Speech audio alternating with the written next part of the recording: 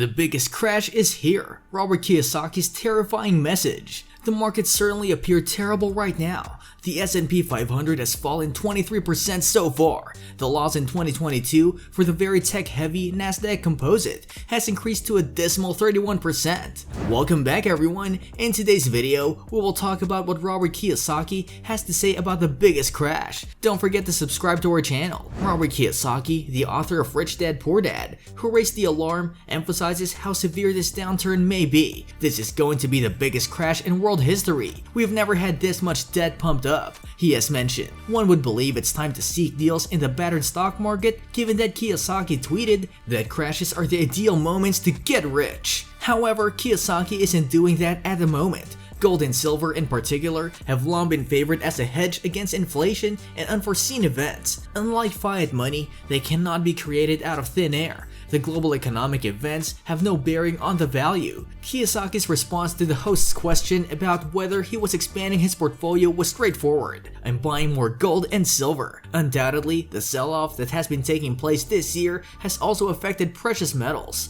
In 2022, the price of silver has decreased by almost 20% compared to a 9% decline in the price of gold. Kiyosaki believes that a dazzling resurgence is imminent. He predicted that silver would remain at $20 for 3 to 5 years before rising to $100 to $500, adding that everyone can afford silver and accumulate silver today. He cites Jim Rickards, a fellow financial expert who previously forecasted that the price of gold would rise to $15,000 an ounce. I like his number. I think $15,000 is not out of the question for gold, Kiyosaki says. Even though there are numerous ways to invest in gold and silver, he merely prefers to purchase the metal. Earlier this year, he stated in a tweet that he doesn't want ETFs, only actual gold or silver coins. I buy gold and silver for one reason: if push comes to shove, I can spend it anywhere in the world, he says. The new gold, according to some, is Bitcoin. Although Kiyosaki is a self-described gold enthusiast, he also enjoys the biggest cryptocurrency, considering how volatile Bitcoin is.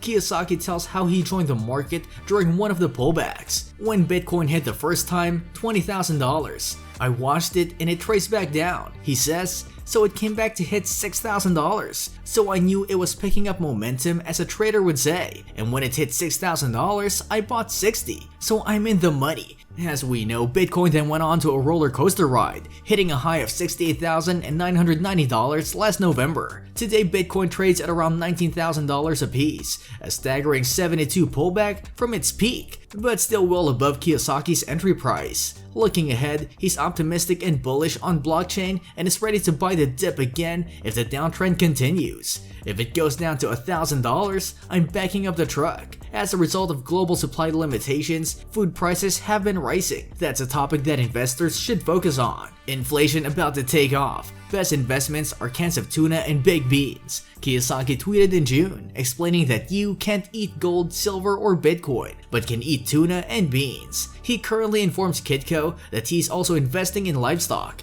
I invest in Wagyu cattle, he says. People talk about farmland and all that stuff, but cattle are great. Farmland investment has been increasingly common in recent years. After all, Bill Gates is the largest individual farmland owner in the United States. Even small-scale investors are already participating in the market. Retail investors may find it more challenging to invest in cattle, but the reward may be worthwhile. Every publisher who had rejected Rich Dad Poor Dad when it was first released in 1997 opposed the lesson about a person's house not being an asset. In the past, people thought that buying a home was the best investment you could make.